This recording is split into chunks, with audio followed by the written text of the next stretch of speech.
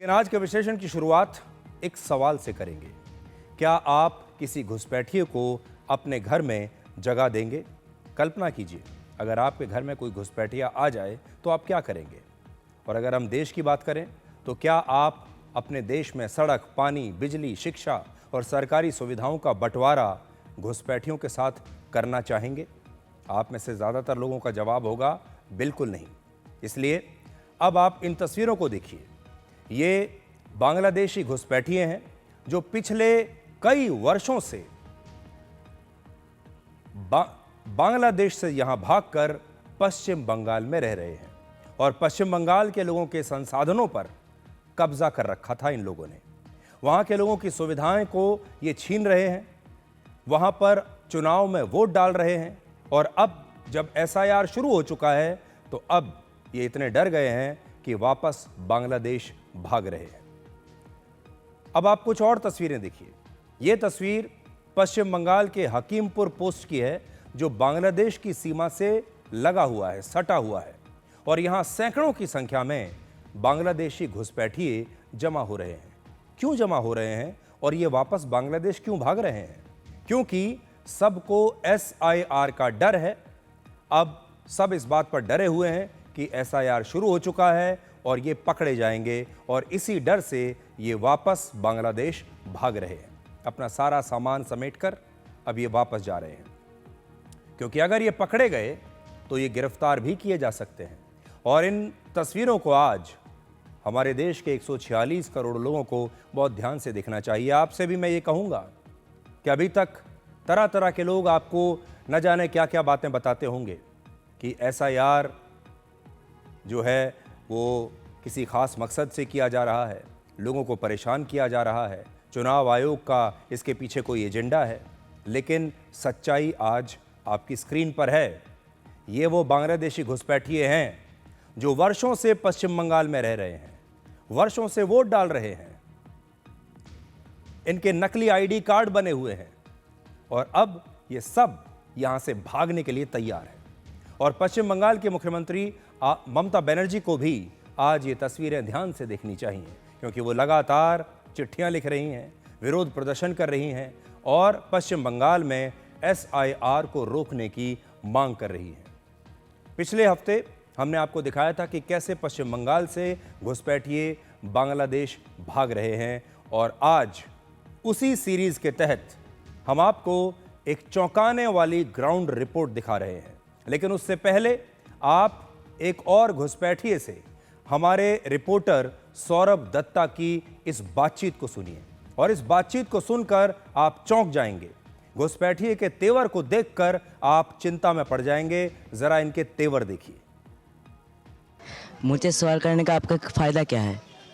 मुझे सवाल करने का आप लोग का फायदा यही जानना है ना किस स्थिति में है। जो फायदा है उसको बताओ, मैं हर सवाल का जवाब दूंगा। मेरा फायदा नहीं है। आप किस स्थिति में है? नहीं है तो मुझे सवाल नहीं करना चाहिए। नहीं। आप लोग को फायदा नहीं है तो मुझे सवाल नहीं करना चाहिए। आप लोग को फायदा है तो सवाल करो, हम हर सवाल का जवाब दूंगी। कैसे आए थे यहाँ पे? हम लोग जैसे आए हैं वैसे जा रहे हैं। कैसे आए थे? वैसे जैसे जा रहा है वैसे आ रहा है। वहाँ से किसने भेजा था यहाँ पे? जिसने भेजा था उसने आया था, ले आया था। वो ले आए थे? जिसने ले गया है वो भी ले आया है। मतलब जिसने ले आया था वही ले जा रहा है? हाँ यही ना? यही।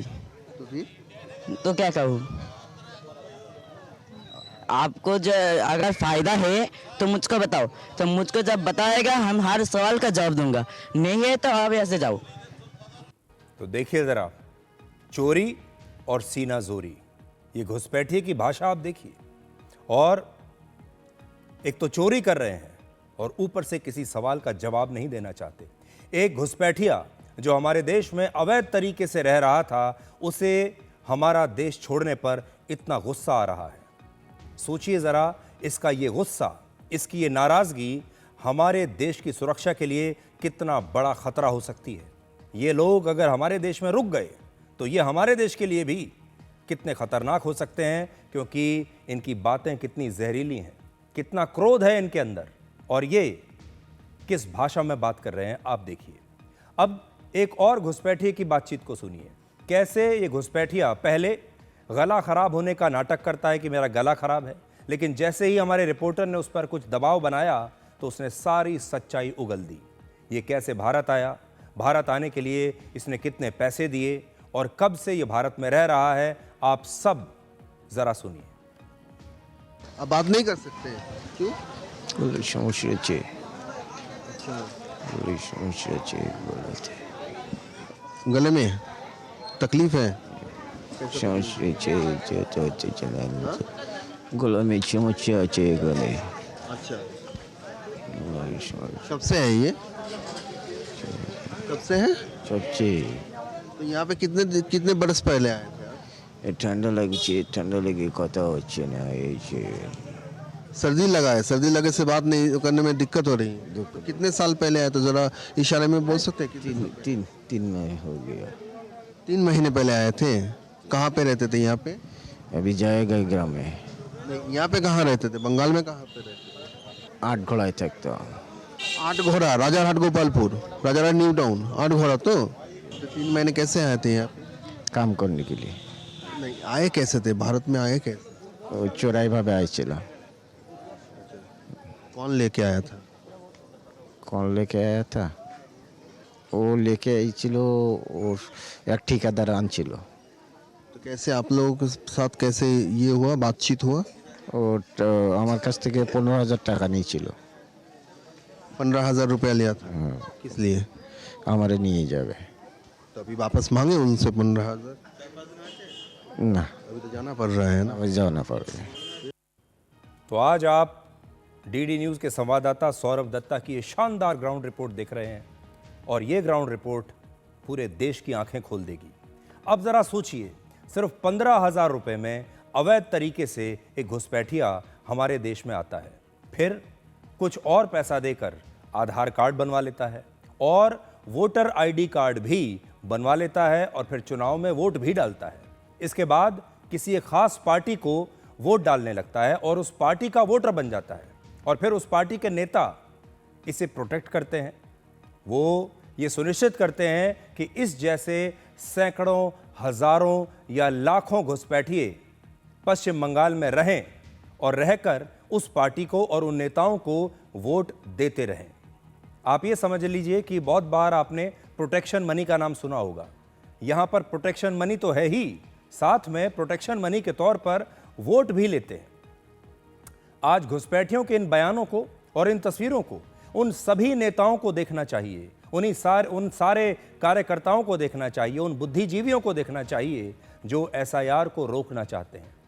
अब आप पश्चिम बंगाल में हकीमपुर पोस्ट से ये पूरी ग्राउंड रिपोर्ट देखिए और ये पोस्ट मैं फिर आपको बता दूं, भारत और बांग्लादेश के बॉर्डर पर है, भारत और बांग्लादेश की सीमा पर ये पोस्ट है और यहां से ये चौंकाने वाली, आपकी आंखें खोल देने वाली ग्राउंड रिपोर्ट आज आप देखिए।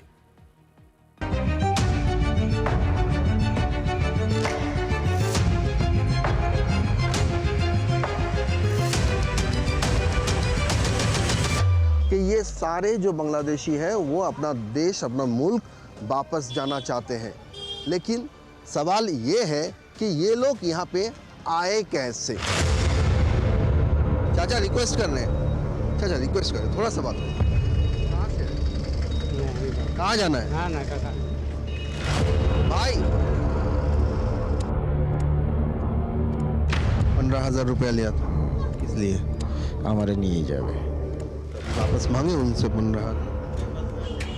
না अभी तो जाना पड़ रहा है ना। আমি যাও না পারবে और उसने कितना नहीं था, उसने पानी था तो पानी से तैर के आया था। এখন খুব সমস্যা হচ্ছে, চলে যেতে বলছে, তাই আমরা এখান থেকে বেশ কিছুদিন কাজ কাম হচ্ছে না, খুব ক্লান্ত হয়ে গেছি, খাওয়া দাওয়ার সমস্যা হচ্ছে, তাই আমরা বাংলাদেশে চলে যেতে বললো।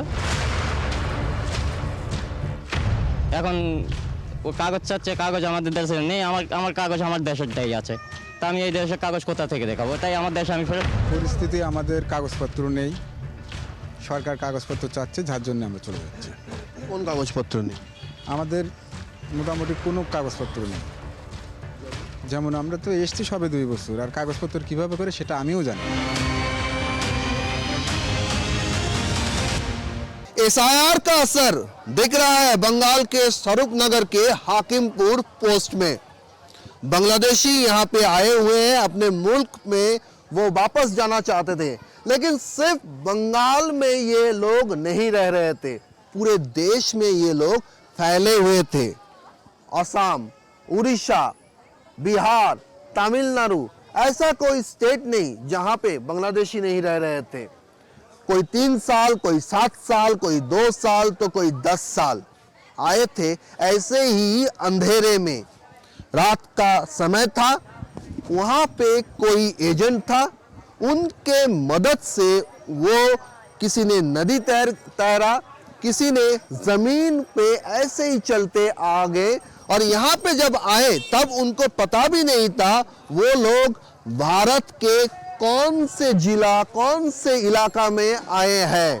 सिर्फ उनको ये पता था कि उनको यहाँ पे आके क्या बोलना है, कहाँ जाना है, कौन सी बस, कौन सी गाड़ी पकड़ना है, और जाके कहाँ पे अपना रोजगार ढूंढना है। ये जो तस्वीरें आज आपने देखी हैं, ये आज आप सबकी आंखें खोल देंगी। असल में इंसान तो इंसान ही होता है, चाहे वो बांग्लादेश में रहे या वो बंगाल में रहे। गरीबी गरीबी ही होती है, चाहे वो बांग्लादेश में हो या बंगाल में हो। ये सारे गरीब लोग हैं, और एक इंसान के तौर पर, इंसानियत के नाते हम इनके खिलाफ नहीं हैं। हम ये नहीं चाहते कि इनकी रोजी रोटी छिन जाए, लेकिन जो काम ये कर रहे हैं ये गैर कानूनी है। और किसी भी देश में अगर ये बिना इजाज़त, बिना वीज़ा, बिना परमिट के प्रवेश करेंगे तो इन्हें जेल में डाल दिया जाएगा। ये अलग बात है कि भारत में आज भी ये आज़ाद घूम रहे हैं, ये पकड़े नहीं गए हैं। और जब इन्हें समझ में आया कि ये पकड़े जाएंगे, गिरफ्तार हो जाएंगे, अब ये वापस अपने देश भाग रहे हैं। और दुनिया का हर देश इस बात को सुनिश्चित करता है कि उसकी सीमाओं को तोड़कर कोई भी गैर कानूनी तरीके से उसके देश में ना आए, क्योंकि उस देश के संसाधनों पर, उस देश की नौकरियों पर, उस देश की हवा पानी पर, सड़कों पर, इंफ्रास्ट्रक्चर पर, अस्पताल में, स्कूल में उस देश के नागरिकों का पहला हक है। उस देश के नागरिकों के परिवारों का, उनके बच्चों का पहला हक है, और कोई और देश का व्यक्ति वहां नहीं आ सकता। आपने देखा होगा अमेरिका जैसे देश कैसे घुसपैठियों को पकड़ पकड़ कर हवाई जहाज में डालकर वापस उनके देश छोड़कर आते हैं। दुनिया का हर देश आज यही कर रहा है, और इन देशों में अब पहुंचना और ज़्यादा देर तक रुकना बहुत मुश्किल हो गया है। लेकिन भारत एक ऐसा देश है जहां आज भी घुसपैठियों को वापस जाने के लिए हमारे ही अपने देश के जो नेता हैं वो खड़े हो जाते हैं। घुसपैठियों को बचाने के लिए हमारे ही देश के लोग हमारे ही देश की अदालतों में चले जाते हैं कि इन पर अत्याचार ना किया जाए, इन्हें यहीं रुकने दिया जाए। हमारे ही देश के नेता इनकी वजह से चुनाव जीतते हैं, फिर जब उनकी सरकारें आ जाती हैं, जब वो मंत्री बन जाते हैं, जब वो विधायक या सांसद बन जाते हैं, तो फिर इन लोगों को प्रोटेक्ट करते हैं और सोचते हैं कि ये अगले चुनाव में भी हमारे काम आएंगे। भारत जैसा और कोई देश आपको मिलेगा नहीं, और ये सब कुछ लोकतंत्र के नाम पर होता है। एसआईआर रोकने के लिए ममता बनर्जी के 2 सबसे बड़े तर्क हैं। पहला, एसआईआर बिना तैयारी के जल्दबाजी में हो रहा है, और दूसरा, एसआईआर के काम के दबाव की वजह से बीएलओ यानी बूथ लेवल ऑफिसर्स आत्महत्या कर रहे हैं। ममता बनर्जी ने डेटा एंट्री करने वाले लोगों की नियुक्ति और प्राइवेट हाउसिंग सोसाइटीज में मतदान केंद्र स्थापित करने को लेकर भी सवाल उठाए हैं, जबकि कुछ महीने पहले बिहार में यही एसआईआर सफलतापूर्वक लागू हो चुका है और उसका असर लोगों ने चुनाव में होते हुए देखा है। अब देखिए, पश्चिम बंगाल में जो हाउसिंग सोसाइटीज हैं, अगर वहां पर वोटिंग के लिए बूथ बन जाएगा तो इसमें किसी को क्या समस्या हो सकती है।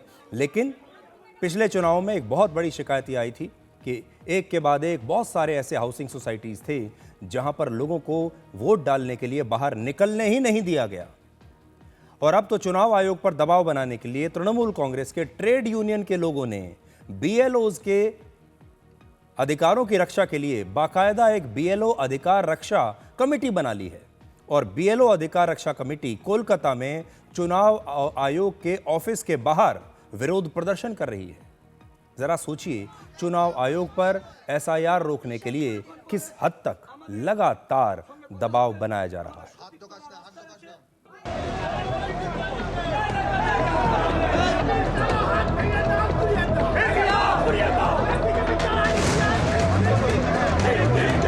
Yeah.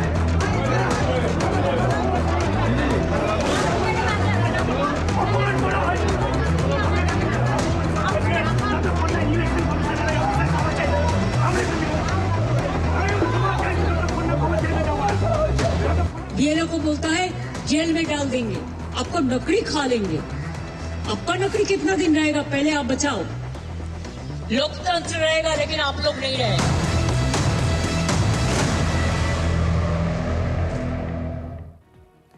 एक रैली के दौरान ममता बनर्जी ने कहा है कि चुनाव आयोग अब निष्पक्ष नहीं है और उन्होंने कहा कि अगर उन्हें पश्चिम बंगाल में चुनौती दी गई तो वो पूरे देश में बीजेपी की नींव हिला देंगी। दूसरी तरफ बीजेपी के नेता शुभेंदु अधिकारी कहते हैं कि ममता बनर्जी बांग्लादेशियों को बचाने के लिए एसआईआर रद्द करवाना चाहती हैं। 2029 বড়ই ভয়ঙ্কর, তোমাদের সরকার থাকবে না, সেদিন কোথায় পালাবে এখন থেকে ঠিক করে জায়গা রেখে দাও।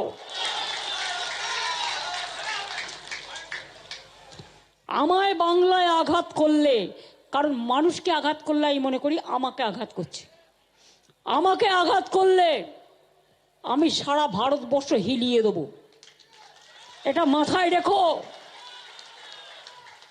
ইলেকশনের পরে আমিও একটু দেশটা চষে বেড়াবো।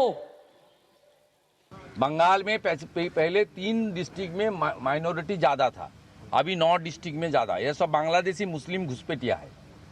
ये लोग को वोटर लिस्ट से डिलीट कर देना चाहिए और बीजेपी सरकार आएगा तो बांग्लादेशी घुसपैठिया शरणार्थी यहाँ रहेगा, हिंदू शरणार्थी। जो बांग्लादेशी मुस्लिम घुसपैठिया उसको बाहर निकलने का काम गुजरात किया, दिल्ली किया, हरियाणा किया, हम लोग भी करेंगे। अब आप ये समझिए कि ममता बनर्जी एसआईआर का लगातार विरोध क्यों कर रही हैं। इसका गणित क्या है। पश्चिम बंगाल में अक्टूबर 2025 तक करीब 7 करोड़ 66 लाख मतदाता थे। 7 करोड़ 66 लाख मतदाता, सोच लीजिए, 7.5 करोड़ से ज़्यादा। और इस साल 4 नवंबर से पश्चिम बंगाल में एसआईआर की प्रक्रिया शुरू हो चुकी है। एक अनुमान के मुताबिक अभी तक करीब 14 लाख ऐसे वोटर्स की पहचान हुई है जिनके नाम वोटर लिस्ट से हटाए जा सकते हैं। हालांकि ये संख्या कम या ज़्यादा हो सकती है और जिस तरीके से बांग्लादेशी घुसपैठिए भाग रहे हैं उससे इस बात की संभावना है कि तृणमूल कांग्रेस के वोट बैंक को इससे ज़्यादा नुकसान होगा। हमने 20 नवंबर को डिकोड में ही आपको एक ग्राउंड रिपोर्ट दिखाई थी और इस रिपोर्ट में एक बांग्लादेशी घुसपैठिए ने यह दावा किया था कि उसे नकली कागजात बनाने में टीएमसी के कार्यकर्ताओं ने मदद की थी। आज आपको एक बार फिर से उस अवैध बांग्लादेशी का बयान सुनवाना चाहते हैं, सुनिए। আমরা ভোটার কার্ড কিভাবে বানালেন? ডকুমেন্টস দিয়েছিল, আমাদের পাড়ায় সব ডকুমেন্টস সব দিয়ে গেছিলো, দিয়ে ওই ডকুমেন্টস ফিল আপ করে জমা দিয়েছিলাম। দিয়ে ওই আমাদের ওখানে একটা স্কুল আছে বাচ্চাদের, ওখানে ওই আপনার ওই চার্টে নাম এসেছিলো ছবি সমেত, দিয়ে ওই চার্ট ডেকে ভোটার কার্ডটা ওই কোন দলের লোকেরা গিয়েছিল আমাদের কাছে? আমাদের টিএমসির হ্যাঁ টিএমসির দলে টিএমসি দলের লোকেরা গিয়ে কি করলো? ওই ওরা ওই আপনার ওই কাগজ ফাগজ দিল, দিয়ে ফর্ম দিল, দিয়ে ফর্ম সই করে ওই জমা দিলাম। তারপরে ওই স্কুল ফর্ম ফিল আপ করে জমা দিলাম, দিয়ে ভোটার কার্ড আসলো স্কুল। তখন তোমরা কি ভোট দিতে? হ্যাঁ তোমরা কি ভোট দিতে? हाँ वोट दीजिए। আমি কিসে ভোট দিতে? हम टीएमसी ভোট দিতে। तो देखिए, अब तो शक की कोई गुंजाइश ही नहीं है। आप सब के सामने, पूरे देश के सामने हमने लाइव सबूत पेश कर दिए हैं और देखिए, ये सब कुछ लोकतंत्र के नाम पर होता है, ये सब कुछ संविधान के नाम पर होता है, ये सब कुछ अभिव्यक्ति की आज़ादी के नाम पर होता है। और कैसे इन सारी चीज़ों का दुरुपयोग हो रहा है हमारे देश में, आप देख सकते हैं। एसआईआर होने से पश्चिम बंगाल के लोगों के जो उनको ये पता चल चुका है कि उनके राज्य में हज़ारों लाखों बांग्लादेशी घुसपैठी हैं। तो एसआईआर का फ़ायदा क्या है? अभी तक पश्चिम बंगाल के जो लोग थे उनमें से बहुत सारे लोग तो जानते थे कि उनके राज्य में ऐसा हो रहा है, लेकिन बहुत सारे लोगों ने सिर्फ इसे सुनी सुनाई बातें मान लिया होगा। बाकी के देश के जो लोग हैं वो भी इन्हें सुनी सुनाई बातें मानते होंगे। लेकिन जब एसआईआर शुरू हुआ बांग्लादेश में तो वहाँ के लोगों को ये समझ में आया कि कितनी बड़ी संख्या में यहाँ विदेशी घुसपैठिए बैठे हुए हैं और कोई भी समुदाय, देश का कोई भी वर्ग, देश का कोई भी नागरिक, कोई भी परिवार ये नहीं चाहेगा कि बाहर से आए गैर कानूनी लोग यहाँ आकर उनका हक मारें। आज पश्चिम बंगाल हो या कोई और राज्य हो, कोलकाता हो या कोई और शहर हो, हमारे अपने लोगों के तो रहने की जगहें नहीं हैं, हमारे लिए खुद के लिए सड़कें नहीं हैं चलने के लिए, हमारे अपने अस्पताल, अपने स्कूल कम पड़ रहे हैं, हमारी नौकरियां खुद अपने लिए कम पड़ रही हैं और हम लाखों करोड़ों लोगों को बाहर से भी बुला लें और फिर उन्हें यहाँ पर वोटर भी बना दें और फिर उन्हें रहने की जगह भी दें, ये किसी को मंजूर नहीं होगा। ऐसे में जो पार्टी SIR का विरोध करेगी उससे पश्चिम बंगाल की जनता नाराज हो सकती है। वर्ष 2002 में पश्चिम बंगाल में जब SIR हुआ था पिछली बार, तो करीब 28 लाख अवैध वोटर्स के नाम वोटर लिस्ट से काट दिए गए थे और उस समय पश्चिम बंगाल में लेफ्ट पार्टी की सरकार थी। ममता बनर्जी ने कोलकाता से लेकर दिल्ली के संसद तक अवैध घुसपैठियों का मुद्दा उठाया था। तब उन्हें यह मुद्दा अच्छा लगता था। अवैध घुसपैठ के खिलाफ ममता बनर्जी के इस नैरेटिव को पश्चिम बंगाल की जनता ने बड़ा पसंद किया। पश्चिम बंगाल की जनता को यह मुद्दा अच्छा लगा कि देखिए ममता बनर्जी ये मुद्दा उठा रही हैं। और इतने वर्षों से जो ज्योति बाबू की सरकार चल रही है, CPM की सरकार वहाँ पर जो चल रही थी, वो इन्हीं घुसपैठियों के आधार पर चल रही थी। वहाँ की जनता को ये समझ में आया और उन्होंने ममता बनर्जी को अपनाया और आखिरकार वर्ष 2011 में ममता बनर्जी की पार्टी चुनाव जीती और ममता बनर्जी मुख्यमंत्री बन गई और उस दिन से वही मुख्यमंत्री हैं। लेकिन आज वही मुद्दा ममता बनर्जी को चुभ रहा है। SIR शुरू होने से भले ही ममता बनर्जी परेशान है, लेकिन पश्चिम बंगाल के लोग जोर शोर से SIR के इस प्रोसेस में हिस्सा ले रहे हैं। लोगों को इस बात का डर है कि अगर SIR में उन्होंने हिस्सा नहीं लिया तो उनका नाम वोटर लिस्ट से कट जाएगा। और ऐसे में केंद्र सरकार की तरफ से चलाई जा रही जितनी भी जो वेलफेयर स्कीम्स हैं, जितनी भी जो योजनाएं हैं, उनका फायदा भी लोगों को नहीं मिलेगा। देखिए, ये भी एक बड़ी बात है क्योंकि वोटर लिस्ट और जो केंद्र सरकार कल्याणकारी योजनाएं चला रही है, ये दोनों आपस में मिले हुए हैं। ये इन दोनों के बीच में एक सीधा रिश्ता है। अगर आपका नाम वोटर लिस्ट से हट गया तो आपको उन योजनाओं का लाभ भी नहीं मिलेगा। और इसीलिए अब पश्चिम बंगाल की जो जनता है वो समझ गई है कि SIR के इस प्रोसेस में हिस्सा लेना है, उनका नाम वोटर लिस्ट में होना चाहिए ताकि उन्हें केंद्र सरकार से जो फ़ायदा मिल रहा है वो उन्हें भी मिलता रहे। और उन्होंने बिहार का उदाहरण देख लिया है। पश्चिम बंगाल की महिलाओं ने ये देख लिया है कि बिहार की महिलाओं के बैंक खातों में कैसे सीधे केंद्र सरकार से पैसा गया था, कैसे कल्याणकारी योजनाओं से घरों में फ़ायदे हो रहे हैं। 2016 में भारत के गृह मंत्रालय ने यह बताया था कि देश में अकेले बांग्लादेशी घुसपैठियों की संख्या 2 करोड़ है। अब सोचिए, ये तो 9 साल पुराना आंकड़ा है और अब 9 साल के बाद ये संख्या कितनी और बढ़ चुकी होगी। देश की योजनाओं का फायदा सिर्फ भारत के लोगों को मिलना चाहिए, किसी घुसपैठिए को नहीं। और आज पश्चिम बंगाल के सभी लोगों को SIR में हिस्सा लेना चाहिए क्योंकि ये देश लोकतंत्र को मजबूत करने के लिए है। ये देश और लोकतंत्र दोनों मजबूत होंगे अगर आप इस प्रोसेस में हिस्सा लेंगे।